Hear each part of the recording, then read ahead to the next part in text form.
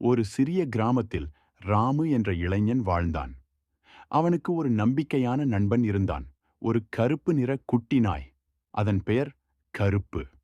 ராமு எங்கு சென்றாலும் கருப்பு அவனோடே சென்றது.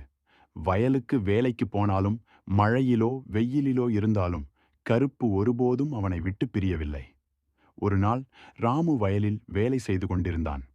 அவனுக்கு தெரியாமலே ஒரு பாம்பு அவன் பக்கம் வந்து கொண்டிருந்தது.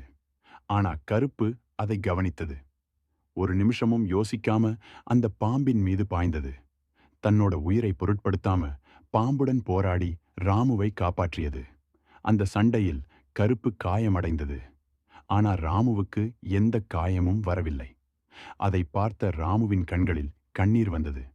அவன் தன்னுடைய தோழனாக இருந்த நாயை தூக்கிக் கொண்டு வீடு திரும்பினான்.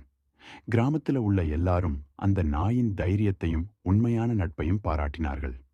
சில நாட்களில் கருப்பு குணமடைந்தது.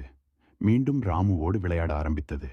அந்த நாளிலிருந்து கிராமத்தில் எல்லாரும் கருப்பை ஒரு நாயாக இல்ல, ஒரு காவல் தெய்வமாகத்தான் பார்த்தார்கள்.